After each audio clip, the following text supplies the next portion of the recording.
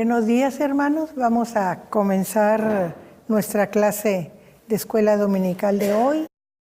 Bien, vamos a continuar con nuestro estudio aquí en el capítulo 2 de Efesios y vamos a empezar con el versículo 11.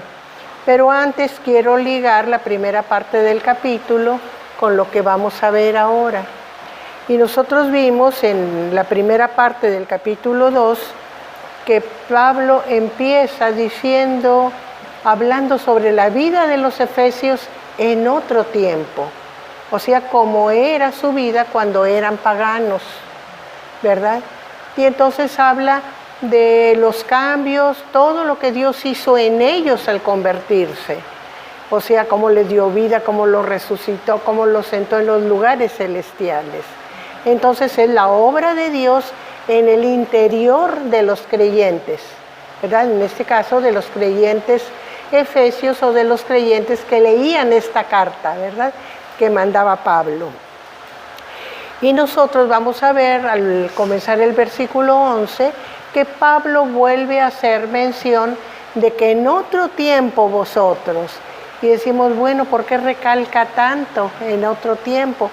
Pues porque va a volver a hablar de un asunto de cambio y va a enfatizar cómo estaba antes y cómo va a ser ahora.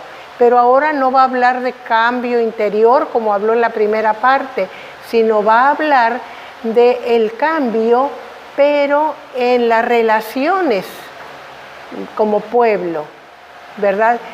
Por ejemplo, en sus relaciones como comunidad, o como pueblo, o como creyentes, podríamos decir como iglesia, porque ya el concepto de grupo, de establecerse en un lugar, ya iba tomando el carácter de iglesia, ¿verdad? Entonces, el cambio que ellos tuvieron antes de convertirse y ahora que estaban en un grupo de fieles cristianos. Entonces, ya con esto vamos a ver por qué vuelve a mencionar en otro tiempo, ¿verdad? Como en la primera parte. Vamos a comenzar, hermana Marta. Efesios 2, versículo 11.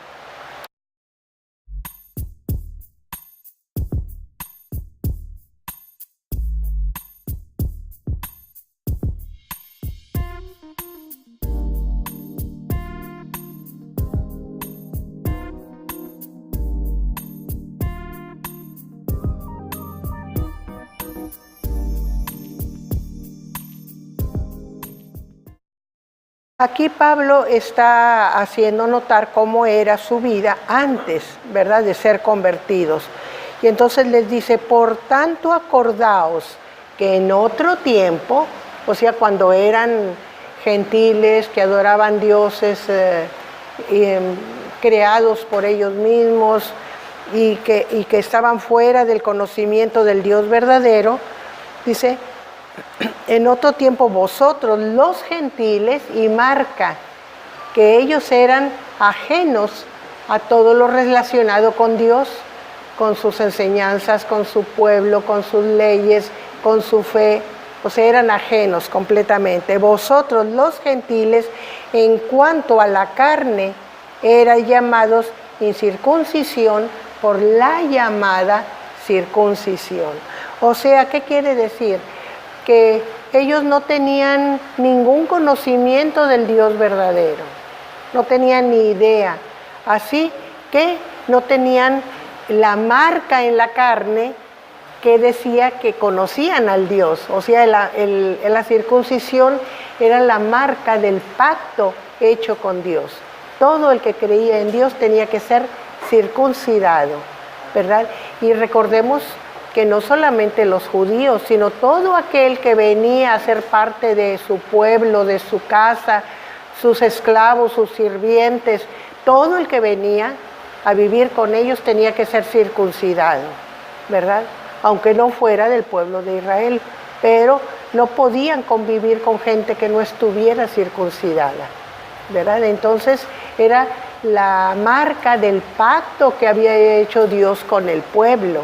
Entonces ellos en su carne no tenían nada de esta marca. Por eso dice los de la llamada circuncisión, y aquí no dice los de la circuncisión, sino de la llamada circuncisión, los llamaban incircuncisos, ¿verdad? Son de la incircuncisión, o sea, son los ajenos, los que no son de nosotros, son los que con los que no debemos de tener relación, juntarnos, comer con ellos, vivir con ellos, ¿verdad? Hermana, entonces, por ejemplo, los esclavos, aunque no fueran creyentes del mismo Dios, sí, tenían que ser creyentes, o sea, eran aleccionados para vivir en medio de ellos, ¿verdad? Recuerden que ellos siempre hablaban, ellos proselitaban. ¿Y qué quiere decir proselitar? Acercarlos a mi grupo. Ellos siempre proselitaban, pero sus prosélitos tenían obligaciones, esto ya lo dijimos en otra clase, pero no tenían derechos. Tenían todas las obligaciones de un judío, pero no tenían los derechos de un judío. Eran prosélitos, o sea, simpatizantes. Se habían acercado a Dios, creían en el Dios de los judíos, pero por no ser de la familia de Abraham no tenían los mismos derechos, ¿verdad? Esa era la diferencia. Los aceptaban, pero con restricciones, ¿verdad?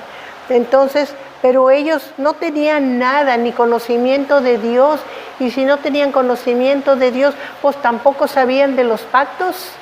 Entonces no tenían manera de saber que había una manera de acercarse a aquel Dios por medio del conocimiento del pacto y de la circuncisión. Entonces en la carne tenían la muestra de que no eran parte del pueblo de Dios. Por eso dice en su carne, ¿verdad? Y cuando dice por la llamada circuncisión hecha con mano en la carne, quiere decir que aunque ellos tenían el conocimiento del pacto con Dios y tenían la marca en su carne del pacto con Dios, que era la circuncisión, sin embargo, no respetaban ese pacto.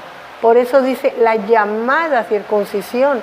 No era una circuncisión efectiva como Dios quería, sino que le fallaban a Dios. Por eso se llamaban circuncisos, pero no actuaban como circuncisos. Por eso dice la llamada. O sea, ellos se llaman la circuncisión, pero si nosotros recordamos a los profetas del Antiguo Testamento, que dice que la circuncisión debe de ser de corazón, no en la carne. Por eso expresa hecha con mano de hombre. O sea, los hacen los hombres, pero para respetar el pacto con Dios, lo que Dios ordenó, pero también tiene que ser hecha o reafirmada por Dios en la vida de ellos, y ellos no obedecían para que Dios pudiera poner una marca en su corazón, ¿verdad? Entonces, por eso, por la llamada circuncisión, hecha con mano en la carne. Y aquí Pablo está haciendo mucho énfasis en el hecho de que es una obra humana, ¿verdad? No es una obra hecha por Dios, como era, por ejemplo, la conversión, todos los cambios que habían sufrido los convertidos, paganos y judíos, cuando llegaban al Señor, ¿verdad? Y dice en el versículo 12, y en aquel tiempo estabais sin Cristo, alejados de la ciudadanía de Israel, y vamos a detenernos ahí, estabais sin Cristo. Vamos a cambiar la palabra Cristo por la palabra hebrea, estaban sin Mesías. O sea, la promesa de Dios era aquel Mesías que vendría a redimirlos, a liberarlos, a sacarlos adelante.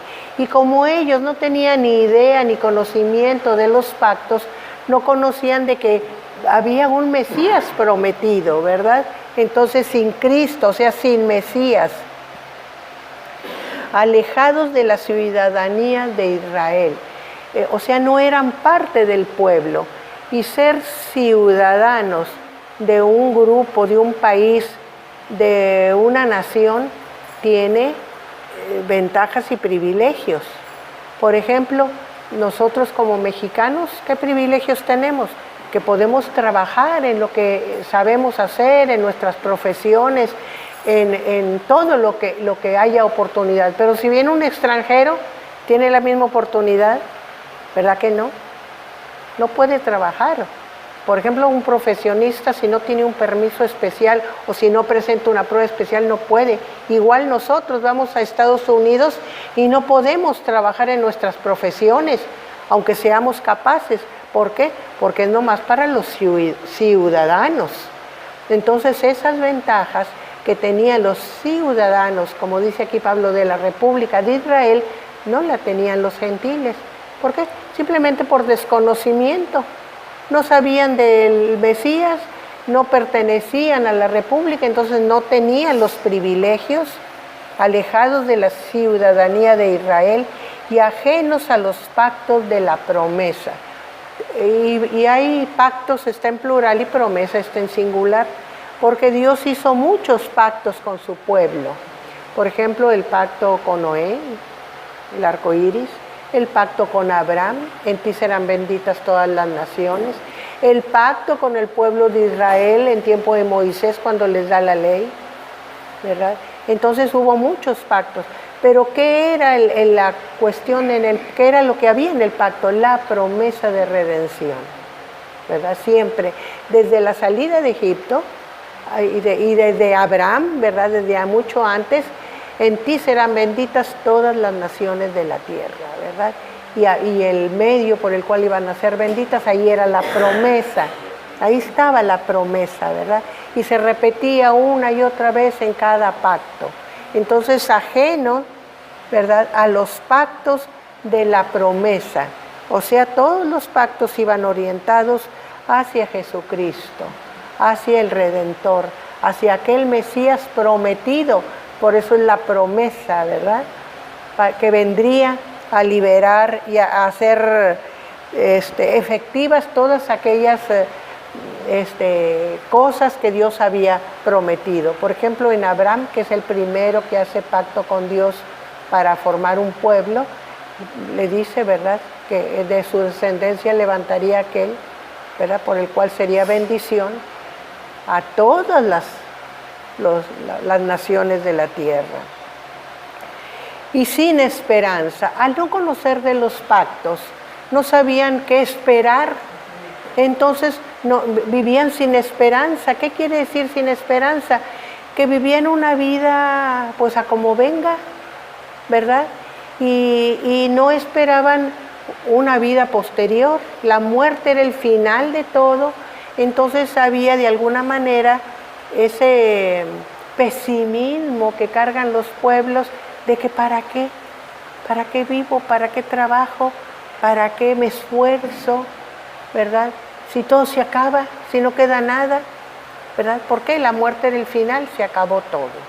Entonces no había esa esperanza de una vida futura llena de bendición, ¿verdad? Por eso dice que sin esperanza y sin Dios en el mundo. Y sin Dios, les voy a decir que es la única parte en el Nuevo Testamento y en la Biblia en que se menciona en griego la palabra sin Dios, que es la palabra ateos. Ateos, que nosotros manejamos mucho para decir los que no creen, ¿verdad? Los que no creen en Dios. Pero esta palabra tiene distintos usos. Por ejemplo, era el que conocía de Dios y que no creía, pues es un ateo, no cree.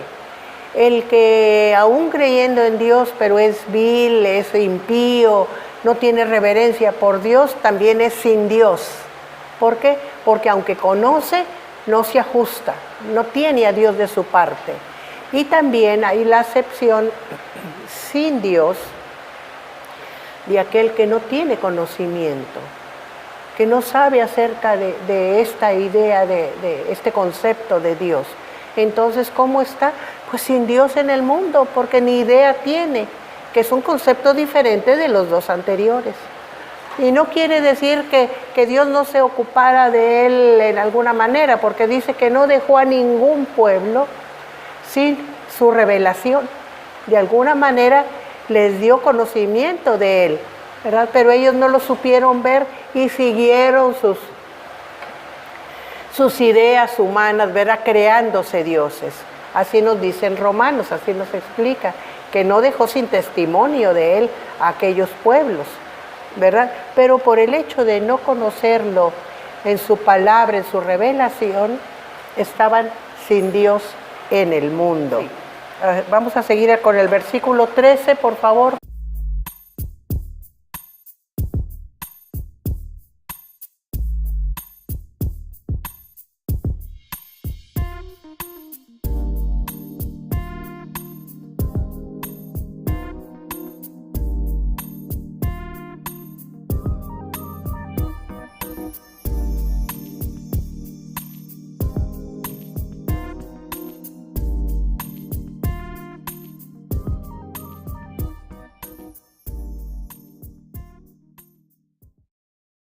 Sigue diciendo Pablo, primero nos habló de la situación anterior de los efesios, ahora nos va a decir cómo están ahora, pero ahora, ¿verdad? Ahora en Cristo Jesús, vosotros que en otro tiempo estabais lejos, habéis sido hechos cercanos por la sangre de Cristo. O sea, el sacrificio de Cristo en la cruz y la aceptación por fe de ese sacrificio para su salvación, para su redención por los efesios, había hecho posible que ahora cuando antes estaban lejos, ahora estuvieran cerca. O sea, habían sido acercados a Dios por medio del sacrificio de Cristo, ¿verdad? En otro tiempo estabais lejos, habiendo sido hechos cercanos por la sangre de Cristo. O sea, este sacrificio en la cruz era lo que hacía posible que ellos pudieran acercarse. ¿Cuál fue el mecanismo? Pues la predicación del Evangelio, el conocer, que era lo que no tenían antes, el conocimiento, conocer acerca de Dios, conocer acerca de lo que Cristo vino a traer de parte de Dios, su sacrificio para el perdón y para la redención de los pecadores, y entonces ellos, aceptando por fe, habían podido ser unidos al pueblo escogido de Dios por medio de la fe.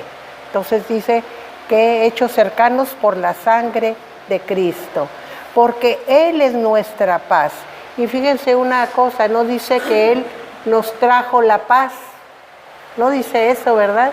Dice, Él es nuestra paz. Él, Jesús mismo, es nuestra paz. Que de ambos pueblos hizo uno. Aquí la idea está en que, como dice Jesús cuando está predicando, que Él vino a salvar las ovejas perdidas de Israel, ¿verdad? Entonces Él vino para salvar a aquel pueblo del cual Él era originario, aquel pueblo primogénito de Dios, escogido de Dios para enseñar al mundo lo que Dios era, ¿verdad? Pero con su sacrificio Él acerca a todas las naciones, porque ¿qué dice cuando Él se despide? Ir por todo el mundo predicando esto que yo les he enseñado, ¿verdad? A todas las naciones, y empezando desde donde están hasta lo último de la tierra. De esa manera fue abierto el conocimiento de Dios a todas las naciones.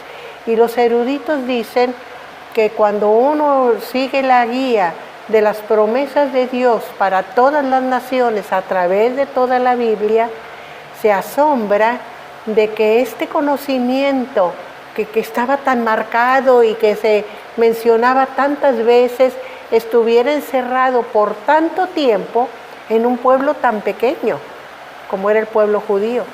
Pero las razones que tuvo Dios, pues nosotros podemos tratar de explicárnoslas y buscarlas en la misma palabra.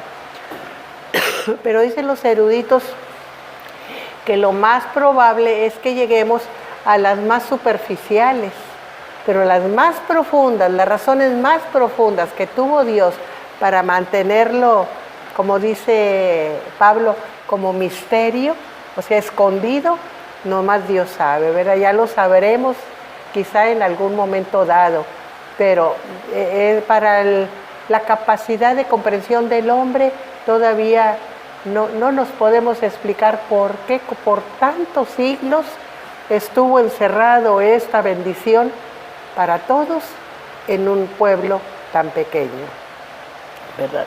Entonces dice que Él hizo de ambos pueblos uno, y ya vimos cómo formó y cómo hizo uno, porque dice que vamos a formar parte del cuerpo místico de Jesucristo. Entonces Él es la cabeza y nosotros somos el cuerpo.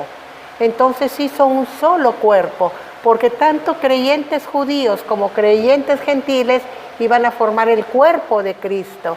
Entonces, de aquellos que antes eran dos pueblos, hizo uno, formando un solo cuerpo, ¿verdad? En Él. Y claro, al hacer la paz y hacer un solo pueblo, hay dos cosas que suceden, dos cosas que desaparecen, podríamos decir. Y dice, derribando la pared intermedia de separación. Es la primera cosa. Y aquí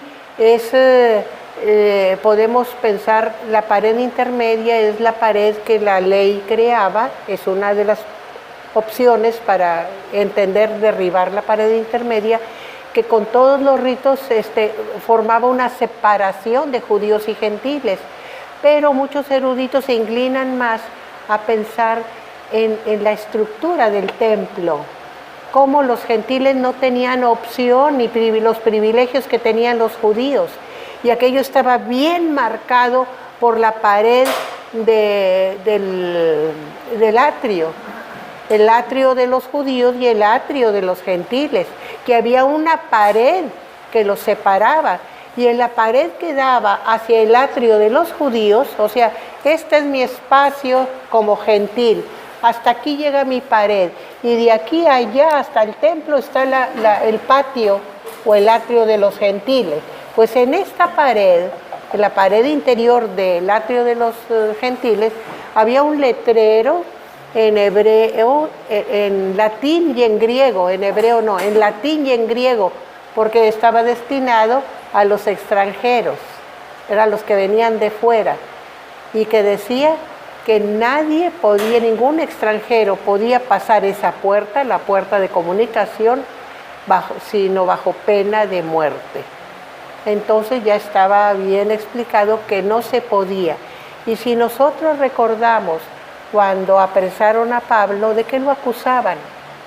Nada que lo hubiera hecho mal en sí como judío, sino en haber metido al atrio de los judíos a un griego, porque creían que Trófimo, que había acompañado a Pablo en la ciudad, había venido con él al templo. Y Pablo, si ustedes se acuerdan, en el libro de los Hechos le recomendaron los de Jerusalén que tomara a 4 que iban a hacer sus votos, que los tomara con él, les pagara lo que tenían que pagar, que se raparan juntos el cabello, porque era la terminación del voto, y que entraran a pagar su voto. Con esos estaba Pablo, no con ningún griego, pero como siempre son suposiciones, ¿verdad? Entonces lo apresaron con ese pretexto. Y entonces era reo de muerte, porque había contaminado el lugar santo, ¿verdad? Que era de los judíos, el atrio de los judíos. Entonces vemos la importancia que esto tenía. Pero aquí la palabra, Pablo dice que fue derribada esa pared intermedia que los separaba. Ya no hay más pared que separe a creyentes judíos de creyentes gentiles, ¿verdad? Es lo primero que desaparece, fue derribada la pared intermedia de separación. Y segundo, aboliendo en su carne las enemistades de la ley de los mandamientos expresados en ordenanzas. Esa es la segunda cosa que cae, ¿verdad? La ley de los mandamientos expresados en ordenanzas. O sea, todos los ritos que tenían los judíos, que habían sido establecidos, no está hablando aquí de los 10 mandamientos, sino de las ordenanzas, ¿verdad? De los ritos, por ejemplo, los lavados de purificación, ritos de cuando, cuando se casaban, cuando se divorciaban, cuando nacían los hijos, todo lo que era, vamos a decir, la cultura judía. Sí, la cultura judía, sí, todo lo que era la cultura judía, quedaba, lo que eran esas ordenanzas quedaban derribado, abolido, ¿verdad? Entonces, por eso dice, no dice la ley, dice la ley de los mandamientos y ordenanzas. Y entonces eso, ¿qué cosas quedan abolidas? La pared intermedia y la ley de las ordenanzas y ritos, ¿verdad? Para crear en sí mismo, por eso decimos que en su propio cuerpo, porque la iglesia va a ser su cuerpo, ¿verdad? Crear en sí mismo de los dos un solo y nuevo hombre haciendo la paz. Entonces, al abolir aquella pared y al abolir las cosas que los separaban, por ejemplo, ¿qué dice Dios a Pedro cuando le muestra que vaya a la casa de un gentil y predique? Come, Pedro, bajan muchos animales de todo, limpios e inmundos. Come, Pedro. No, dice Pedro, yo jamás he comido en mi vida cosa inmunda. No. Y entonces, ¿qué le dice Dios en esa revelación? Tú no llames inmundo lo que Dios ha limpiado, ¿verdad? Y estaba hablando de los gentiles, a donde lo iba a mandar. O sea, de alguna manera con los alimentos le estaba mostrando, esto ya no es vigente, esto ya pasó, esto ya se está cumpliendo, ya tuvo su función y ya no necesitamos más. Miren, es como, les voy a poner un ejemplo de la vida diaria. Es como cuando nosotros tenemos nuestros niños, no puedes ir solo aquí, no puedes ir solo allá, no puedes andar en la calle si no me dan la mano cuando están chiquitos, ¿verdad? Pero cuando crecen, cuando llegan a una edad, todo eso desaparece. Ya pueden ir solos a cualquier parte, ya pueden, no tienen que andar de la mano de los papás, tienen que ir acompañados a donde quiera que vayan, ¿verdad? Entonces, aquellas leyes que tenían en cierto momento ya desaparecieron porque ya avanzó el proceso a una cierta madurez. Así es con los mandamientos de Dios. Sí, pastor. Hermana, de acuerdo a lo que está diciendo, podemos entender entonces que los animales inmundos también ya no están vigentes. De alguna manera, miren, recordemos que muchas de las leyes que tenían los judíos era para preservarlos, para que pudieran sobrevivir y salir adelante y no desaparecer. Por eso son reglas higiénicas, para cuidarlos. Por ejemplo, el puerco es un animal que se parasita mucho, el conejo es un animal que se parasita mucho, ¿verdad? Entonces, todas esas reglas estaban protegiendo al pueblo. La cuestión de que el que tenía derrame de semen, dice, de escurrimientos, no debía era impuro y no debía mezclarse con los demás. ¿Por qué? Son las enfermedades venéreas, ¿verdad? Entonces, de esa manera no había contaminación con los demás. No eran situaciones religiosas o espirituales, sí, ¿verdad? Los tenía que presentar como algo muy importante para Dios para que lo pudieran obedecer. Si no, no lo obedecían. ¿A poco nosotros obedecemos cuando nos dice no coma pastel ni pan de dulce porque tiene diabetes? ¿Verdad que no obedecemos? ¿Verdad que no? Ay, si no, más tantito, más tantito y luego ya me cuido. Pero si nos dicen, le va a suceder esto, si come, entonces sí ya. Entonces ya podemos poner más atención, ¿verdad? En eso fallan nuestros médicos, que nos dicen que no, pero no nos dicen las consecuencias, ¿verdad? Y hay que hablar de las consecuencias. Por ejemplo, con el cigarro. ¿Quién le dice al paciente que le va a producir vasoconstricción de sus vasos sanguíneos, se los va a cerrar, va a tener una circulación muy limitada a causa de la nicotina y que muchas funciones van a fallar? En la retina de los ojos, poca sangre, va a haber problema con la retina, ¿verdad? En los riñones, poca circulación. En los genitales, algo tan importante para los varones, que cuando falla se sienten que mejor es morir, porque así es, ¿verdad? Sienten que no, ya no vale la pena la vida.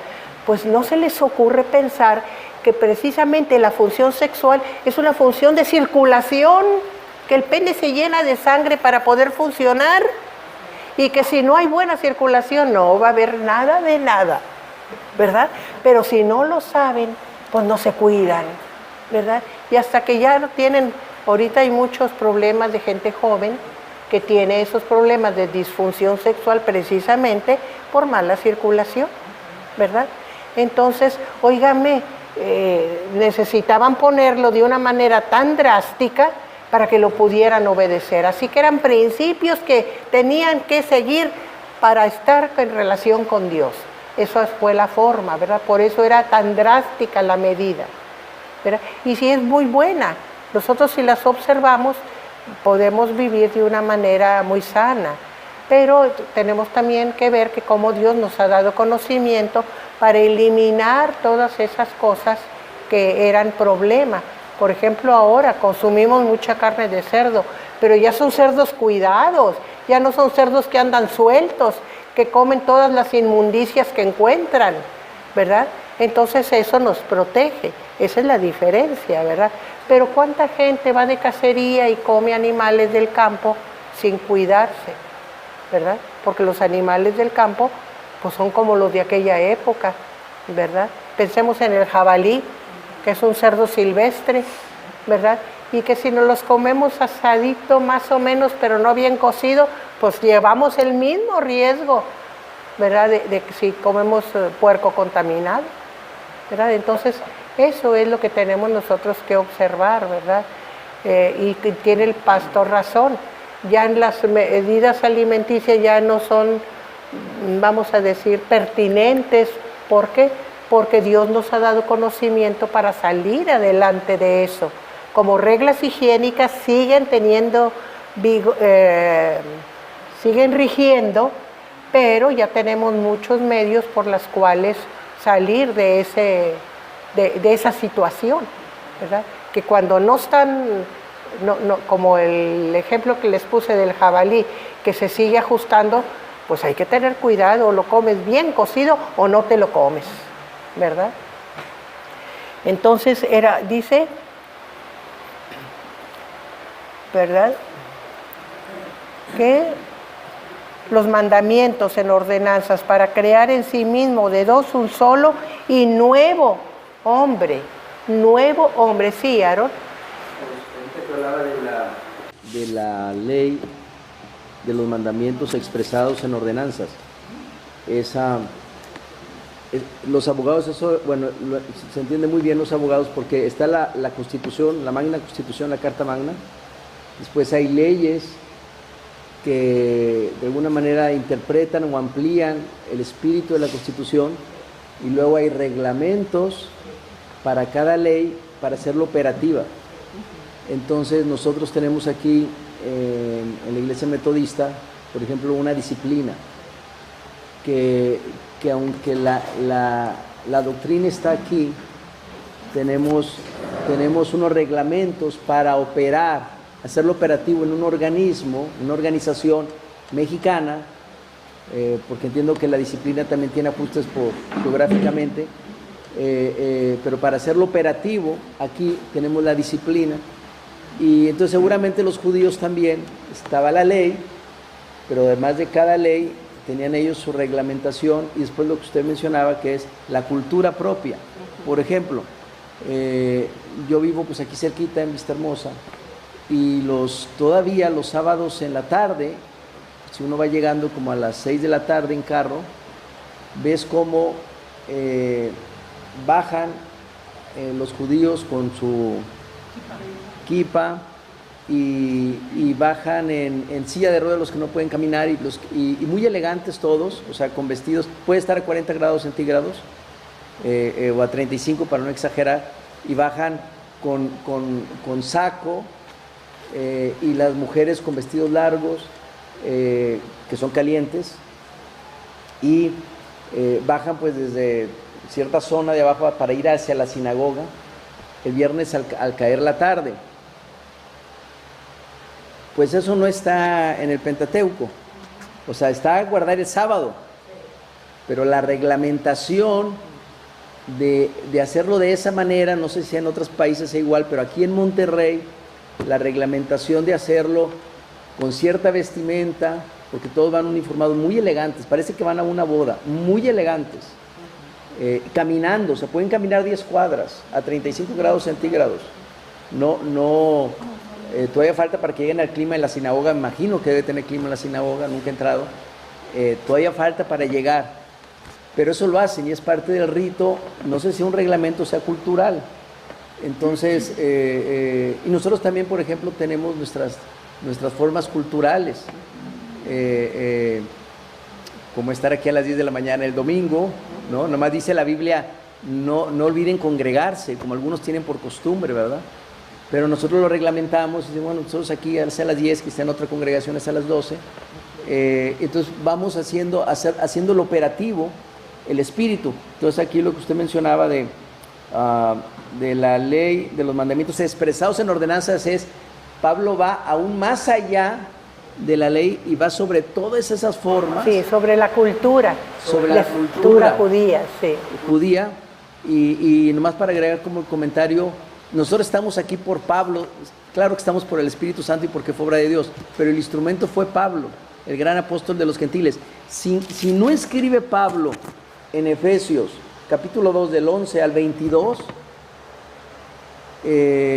tendríamos ahorita muchísima confusión. Este pasaje nos abre la puerta a nosotros, y para nosotros es sumamente importante porque es la manera en que nosotros nos podemos sentar con toda confianza y entrar al trono de la gracia. Este pasaje, Pablo, porque ni Pedro lo escribe, ni Juan lo escribe, ni ningún otro apóstol lo escribió. Era Pablo el que nos hizo llegar este evangelio que él recibió del cielo. De hecho, Pablo es el eclesiólogo, los otros son evangelistas, pero el que le da forma, el que enseña, el que da las reglas para cómo funcionan las iglesias es Pablo. Por eso Pablo es el eclesiólogo por excelencia. Ahora yo quiero decirles, apoyando lo que nos ha dicho Aaron, que esto de las ordenanzas, ¿verdad? Es un asunto cultural al que Pablo no es a la esencia de la ley a donde va, sino a las cuestiones culturales, ¿verdad? Que el desarrollo de la vida judía había ido agregando a la ley. Ahora, de que no podían caminar sino cierto número de pasos o de distancia, eso ya estaba establecido desde el tiempo del Nuevo Testamento. Un estadio, creo que era lo que podían, la distancia de un estadio, o sea, como 1,5 kilómetros, era lo más que podían caminar, y caminar porque era en aquel tiempo que no había otra manera, y el pueblo todo caminaba a distancias muy grandes en día del Señor, ¿verdad? No más de un estadio. ¿Por qué un estadio? Porque ya está la cultura griega en el tiempo del Nuevo Testamento, pero eso estaba establecido ya desde antes. Y si era una distancia más lejos, no podían ir, hasta ahí se podían quedar, no podían seguir, porque era como hacer un trabajo en el día del Señor. O sea, había permiso nada más de cierta distancia. Y como lo hacían a pie, era culturalmente a pie, los judíos lo siguen aplicando, haciéndolo a pie. Ellos no usan el carro, por eso viven alrededor de la sinagoga, porque así no se pasan de la ley, no caminan más de la distancia establecida. Por esa es la razón que viven alrededor. Y no usan carro, van a pie como lo hacían sus predecesores por toda la vida. Y esto es en todo el mundo, Aaron. En todo el mundo se siguen estas reglas, ¿verdad? Entonces ahí vemos cómo las ordenanzas tienen un efecto tan marcado en el pueblo judío. Y entonces Pablo les estaba diciendo que había ciertas cosas que no tenían, y en otra parte Pablo lo dice como los principios rudimentarios, o sea, los rudimentos de la ley, aquellas cosas que eran en tiempos muy antiguos, cuando la ley empezaba a implantarse, y que tenían como lo hacemos con el niño, ¿verdad? Que le terqueamos y le terqueamos y le terqueamos hasta que aprende algo. Así, ¿verdad? Ciertos rudimentos eran porque era necesario implantar algo en la conciencia del pueblo. Entonces a eso se refiere cuando habla de la ley de los mandamientos expresada en ordenanzas, para crear en sí mismo de dos un solo y nuevo hombre, haciendo la paz. Cuando Cristo derrumba esas dos cosas, la pared intermedia de separación y la ley de las ordenanzas y mandamientos y ritos, entonces ya no hay nada que separe a aquellos dos pueblos. Entonces de los dos pueblos hace uno, los une, ¿verdad? Ya no hay nada que por eso podían convivir los creyentes en Cristo Jesús, judíos y gentiles, porque ya eran un solo pueblo. Entonces, al derribar las causas de la enemistad, entonces hacía la paz.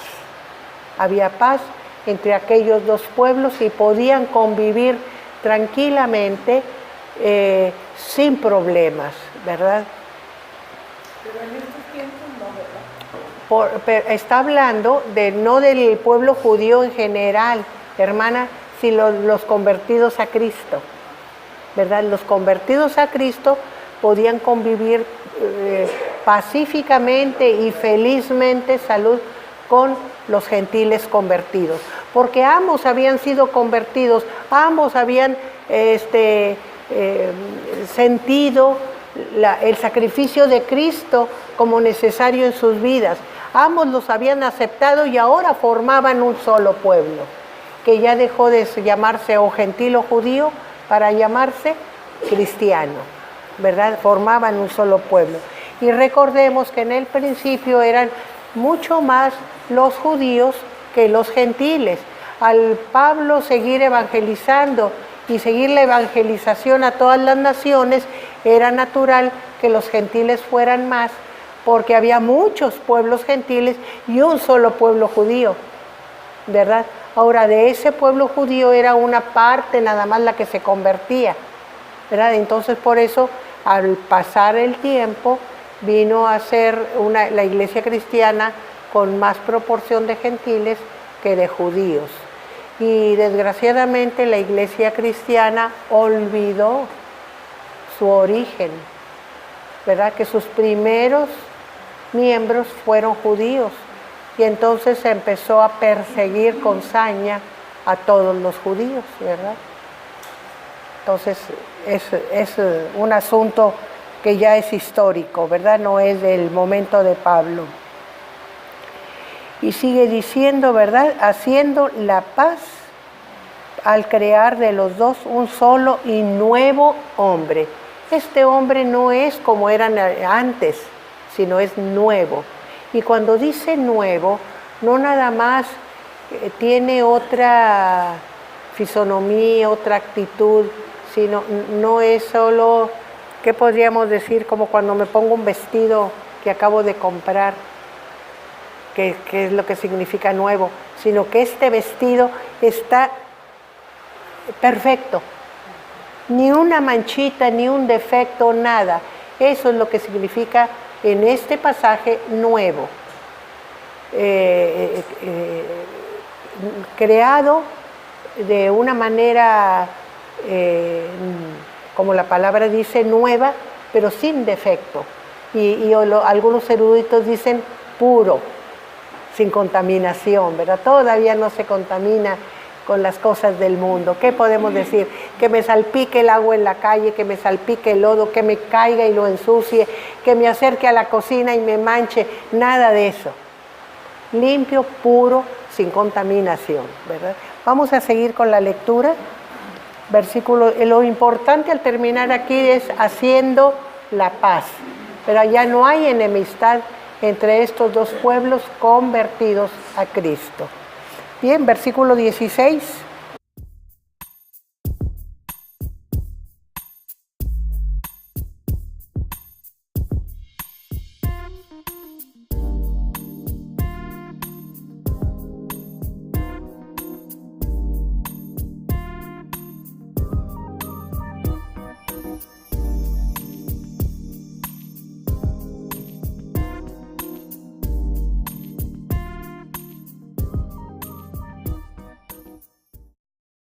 Dice, y mediante la cruz reconciliar con Dios a ambos en un solo cuerpo.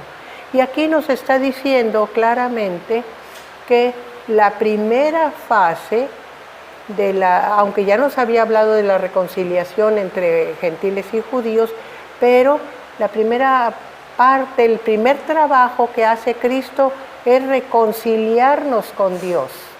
No es nada más reconciliarnos entre nosotros mismos, sino que ahora estamos bien con Dios. Antes, el judío que nunca lograba cumplir toda la ley, porque con un punto de la ley que fallara ya era culpable de toda la ley, que no podía nunca cumplir la ley, realmente no tenía paz con Dios, porque no cumplía la ley. Y entonces tenía que sacrificarse el cordero sin mancha para reconciliar al pueblo con Dios. Ese era el objetivo del cordero, del sacrificio del cordero, del holocausto, ¿verdad? Reconciliar al pueblo con Dios. Entonces, el sacrificio de Cristo en la cruz, lo primero que hace es pagar nuestros pecados por nosotros, por eso es redimir, que significa pagar nuestros pecados, pagar Él nuestros pecados por nosotros y conseguirnos el perdón de Dios. Entonces, teniendo el perdón de Dios, entonces Dios nos justifica. Él como juez dice, ya se hizo el pago por este pecado, ¿verdad? Porque ¿qué era? Nada más cumplir con todas las ordenanzas de la ley siendo santo, no, y morir como moría el Cordero, y todo eso lo cumplió Cristo, siendo santo, limpio, como el Cordero sin mancha, y muriendo para pagar, y las dos cosas las realizó Cristo. Entonces el juez dice, ya está el pago hecho, ya no tengo reclamo por el pecado, porque ya está pagado, entonces están redimidos.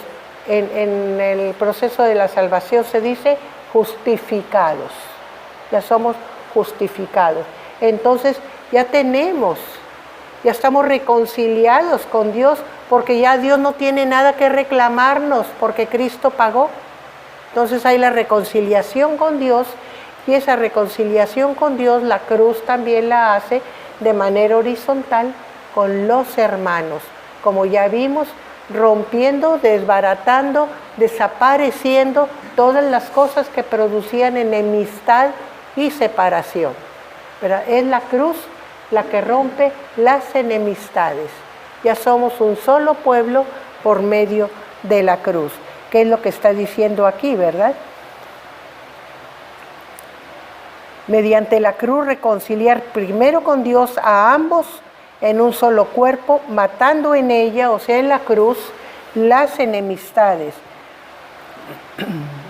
Y vino, y aquí mucha gente piensa en el nacimiento de Cristo que vino y el anuncio de la paz por los ángeles. No se refiere a esto, se refiere a su resurrección.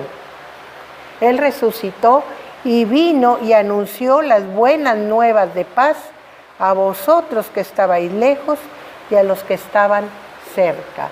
¿Qué es cuando Jesús aparece en medio de los discípulos? Ya se había aparecido a Magdalena, ya se había aparecido a Pedro, ya se había aparecido a los caminantes de Emaús y luego se aparece a todos en el aposento alto, donde estaban los 11 reunidos y entonces, ¿cuál es el saludo de Jesús? Paz a vosotros. O sea, yo soy su paz y les traigo mi paz. Y luego dice, ¿verdad? No como el mundo la da, ¿verdad? Entonces ese es vamos a decir, el mensaje que Él vino a traer, el mensaje de la paz por medio de Él. Y vino anunciando las buenas nuevas de paz a vosotros que estabais lejos, o sea, a los que no tenían ninguna relación, que no conocían, que no tenían posibilidades, por medio de la cruz, del conocimiento del sacrificio de Cristo, los trajo, los que estaban lejos, ¿verdad? Los trajo, y también a los que estaban cerca, o sea, al pueblo gentil y al pueblo judío, que eran, ¿por qué estaban cerca? Porque de generaciones tenían el conocimiento de Dios, ¿verdad? Por eso estaban cerca, pero no dice que estaban sino cerca, ¿se fijan?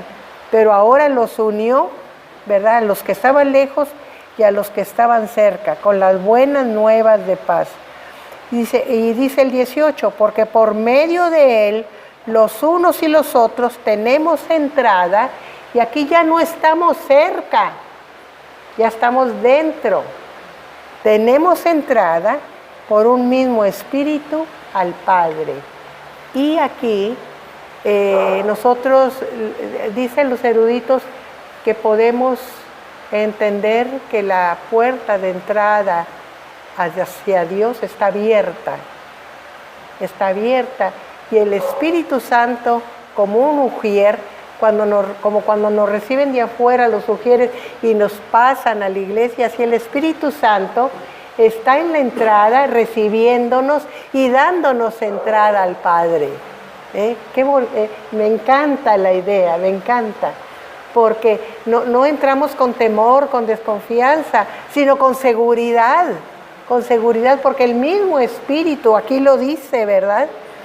Que por un mismo Espíritu tenemos entrada al Padre, nos introduce a la presencia de Dios.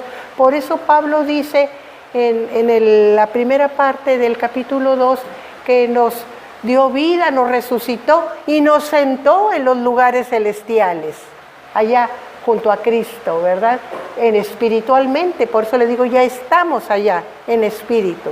Falta la redención de este cuerpo, pero en espíritu ya tenemos entrada al Padre, ¿verdad?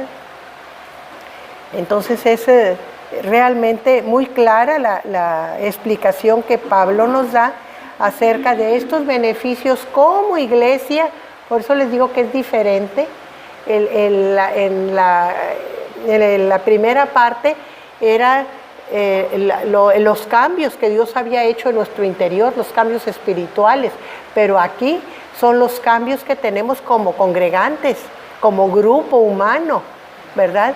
Ya no estamos alejados, ya no estamos perdidos, ya no estamos sin esperanza, sin Dios y sin Cristo, sino que hemos sido traídos, hechos cercanos, introducidos a la presencia del Padre por el Espíritu Santo, ¿verdad? Y vamos a seguir con el 19.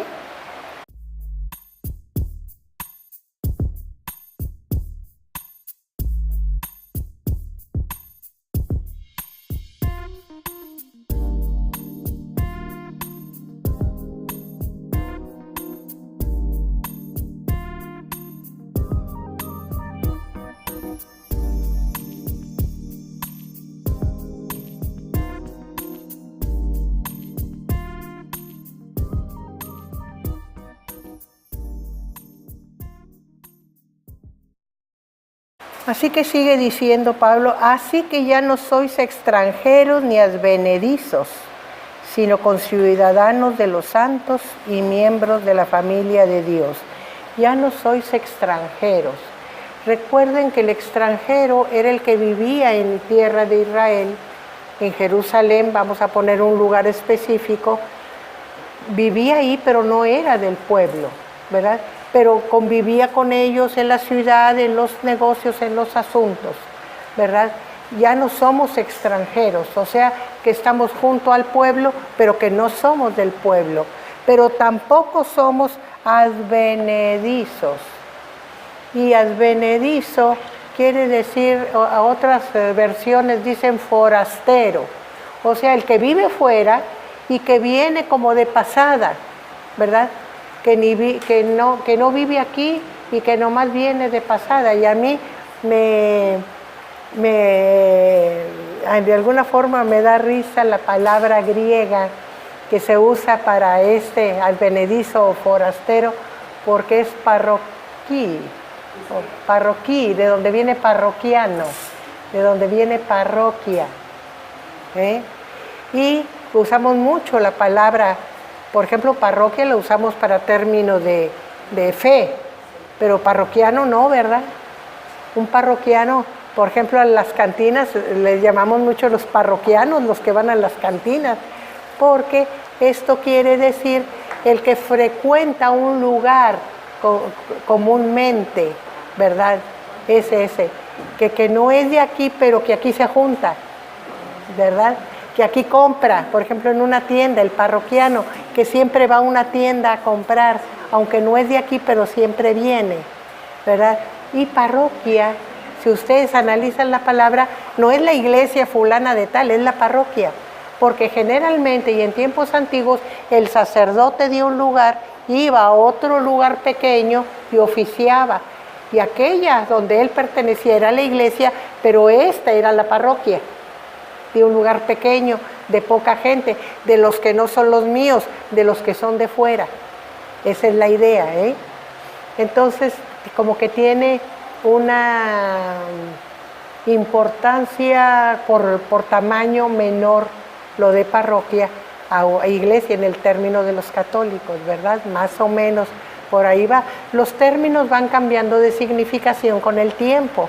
Y ahora vemos muchas iglesias establecidas que dice parroquia fulana de tal, y tienen su propio encargado, que ya no es el cura, el sacerdote, es el párroco, ¿verdad? Y aunque sea sacerdote y cura y todo lo demás, se le llama el párroco, ¿verdad? Entonces, esa es la idea aquí. Los que no son de aquí, los que van de pasada, ya no somos de los que vamos de pasada, que nomás por casualidad llegamos por ahí o por algún asunto, pero que ni nos vamos a quedar, no. Ni somos extranjeros que vivimos con los de la casa de Dios, ni somos forasteros o advenedizos que nada más porque nos tocó pasar, sino que ahora somos no solamente los mismos con el pueblo de Dios, sino somos familia de Dios. Y aquí hay una diferencia, porque el judío era el pueblo de Dios, pero no en el carácter de hijo. Pero ahora nosotros somos hijos de Dios, familiares de Dios, dicen algunas versiones. Hermana, esta epístola va orientada, yo veo el espíritu que el pastor también nos predicó en su momento, un domingo, a lo que es fortalecer la identidad del cristiano. O sea, es una epístola de identidad. Uno ve, te va llevando y te va diciendo lo que eres en Cristo Jesús. Y entonces este pasaje que acabamos de leer, quizá para nosotros ya no tiene tanto impacto, pudiera ser, este pasaje, que es muy importante, del 11 al 22, porque pues en nuestra época pues ya no nos sentimos menos, entiendo yo, que el pueblo judío, o sea, probablemente hasta nos sentimos más, como hijos de Dios, o sea, como cristianos, o sea, como herederos. Pero sí me llama la atención que esté en Efesios este pasaje, porque hasta uno diría, a lo mejor del 11 al 22 se lo debió de haber dicho a los judíos, no a Asia Menor, o sea, a los gentiles de Asia Menor. Se debió, lánceselo a los judíos, que son los que de alguna manera siguen viendo a los gentiles, aunque sean cristianos, con otro grado de, una clasificación con un grado menor. Entonces, y nosotros, este pasaje, pues a lo mejor no nos llega con la profundidad que debiera llegar, porque nosotros pues no tenemos ese problema. O sea, nosotros entramos al santuario, a nuestra iglesia, a nuestro templo, quise decir, y nos movemos con mucha libertad, lloramos con mucha libertad y buscamos a Dios con mucha libertad sabiendo que Él nos oye. Pero en ese momento, por algo lo escribió ahí, porque había como, a lo mejor, ellos mismos se sentían subestimados, porque lo que quiere levantar es la identidad. Pablo con Efesios lo que quiere es que dimensionen a qué fueron llamados, que así empieza la epístola, de alguna manera, ¿no? Entonces me llama la atención, porque yo al leerlo, pues yo decía, pues díganselo a los judíos, pero realmente si uno ve, dice en el 19, así que ya no sois extranjeros, o sea, va dirigido no a los judíos, a los gentiles. y en el 3:1, por esta causa, yo Pablo, prisionero de Cristo, por vosotros los gentiles. Entonces está muy claro que es hacia el pueblo gentil, que tenía una subestima. Sí, recordemos que muchas iglesias fundadas por Pablo eran en su mayoría de gentiles. Entonces Pablo tenía que formarles esa identidad cristiana, pero como luego dicen, grabada a fuego. ¿Por qué? Pues porque su cultura anterior era totalmente extraña al conocimiento de las leyes de Dios. Para ellos Jehová antes no tenía ningún significado, ¿verdad? Entonces por eso afirmarles, como dice Aarón, su identidad ahora como parte de la familia de Dios, como cristianos, ¿verdad? Y con lo que dice Aarón, que ya no nos sentimos en dificultad por ser gentiles, porque nosotros somos gentiles también, ¿verdad? Es por lo que les decía yo, llegamos a ser mayoría, los judíos llegaron a ser minoría, menos judíos se convertían en el paso de los años, ¿verdad? Aunque se siguieron convirtiendo, pero menos, y entonces nos sentimos como que somos, como dijo Aarón, que somos más, y eso es lo que Pablo explica en Romanos 11. Si la vara original fue desgajada, ¿no podríais ser desgajados vosotros también, que sois la injertada? Así que atención, nos dice Pablo, a no llenarnos de soberbia, ¿verdad? Porque en su tiempo el Señor volverá a injertar la vara original en su olivo o en su viña, ¿verdad? Entonces, cuidar de que el orgullo no nos gane, ¿verdad? No somos más, somos iguales, y las fallas que tuvieron ellos las podemos y las hemos tenido nosotros. Así que siempre tener esa humildad de sentirnos que por gracia de Dios, como dice aquí, hemos sido salvados y que debemos cuidar esa salvación, ¿verdad? Y no enorgullecernos de ella, ni sentirnos que somos más que los demás, ¿verdad? Por eso muchos eruditos dicen que Efesios o es una síntesis de Romanos o es un libro anterior preparatorio de Romanos, porque trata todo el tema de Romanos, pero en forma sucinta y en forma profunda también, ¿verdad? Efesios trata de que entendamos lo que es la salvación, qué hizo Dios en nosotros, qué amor nos tuvo para rescatarnos de donde estábamos, todo cómo nos transformó y cómo nos hizo como pueblo, tranquilos, en paz, que no tuviéramos preocupación espiritual, confiados en Él. Ese es el mensaje que tiene este capítulo, ¿verdad? 2. Y nos dice que somos conciudadanos y miembros de la familia de Dios, ¿verdad? Ya ahora somos hijos, edificados sobre el fundamento de apóstoles y profetas, siendo principal piedra del ángulo Jesucristo mismo. ¿Cómo andamos? Ya se nos acabó el tiempo. Voy a hacerlo rápido, no se me vayan, no se me muevan, porque nada más voy a explicar estos últimos versículos. Cuando dice que sobre el fundamento de los apóstoles, no está diciendo que nos apoyamos en los apóstoles, sino en la enseñanza de los apóstoles, la enseñanza dada por Cristo, y que los apóstoles su tarea era difundirla, enseñarla, llevarla a todas partes, porque la principal piedra es Jesucristo. Es el fundamento, es la piedra angular y es la cúspide. La palabra griega que se usa para fundamento incluye las tres ideas. O sea, es el que lo amarra, lo cierra, lo junta todo, ¿verdad? Por eso dice, siendo la principal piedra Jesucristo mismo, en quien todo el edificio bien coordinado va creciendo por ser un templo santo en el Señor. Todo el edificio va creciendo y dice que somos como piedras vivas. Y yo quiero hacer un hincapié. A veces nosotros sentimos que algunos cristianos son tan pequeñitos que no vale la pena tomarlos en cuenta, tan escasos en, ¿qué diremos?, en personalidad, en recursos, en lo que ustedes quieran. No vale la pena, pero les voy a decir una cosa, el edificio son piedras vivas.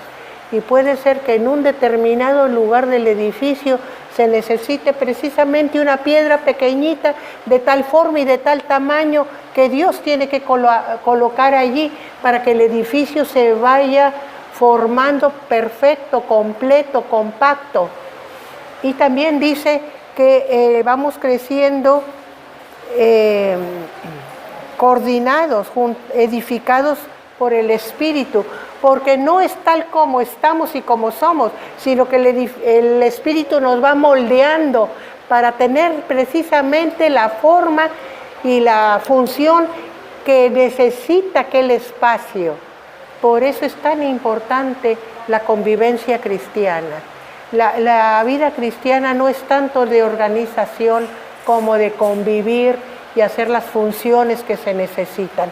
Eso es lo importante. Por eso la unidad de la iglesia es tan importante. Por eso el relacionarnos, el convivir, el trabajar juntos, el amarnos. Me acuerdo mucho del pastor Vaqueiro que dice, el Señor no nos pidió que nos entendiéramos. Podemos no entendernos para nada. No sé por qué el hermano es como es, no lo entiendo. No nos pidió que lo entendiéramos, que nos amáramos. Eso es lo que nos pide el Señor. Y entonces debemos de poner mucha atención en nuestra convivencia y en trabajar juntos, en hacer las funciones que como iglesia nos tocan juntos. Eso es lo que nos está diciendo aquí. En quien todo el edificio bien coordinado va creciendo para ser un templo santo en el Señor. Nosotros como iglesia somos el templo de Dios. Ya sabemos que el Espíritu vive en nosotros, pero llegará un momento cuando el Señor venga en que estos templecitos pequeños que somos las iglesias locales constituiremos el gran templo del Señor donde Él habite. Entonces, qué importante es que nos mantengamos juntos haciendo la labor, trabajando, conociéndonos, amándonos, porque somos juntamente, o sea, todos juntos, edificados para morada de Dios en el Espíritu. El Espíritu ahorita trabaja con nosotros, nos va edificando, pero para llegar a ser morada de Dios. Y con esto terminamos este capítulo y se los dejo para que reflexionen. ¿Qué importancia tan grande tiene la vida de la iglesia como comunidad? Para que la busquemos, la alentemos, la llevemos adelante y funcionemos como tal. Que Dios nos bendiga, muchas gracias. Damos fin al capítulo 2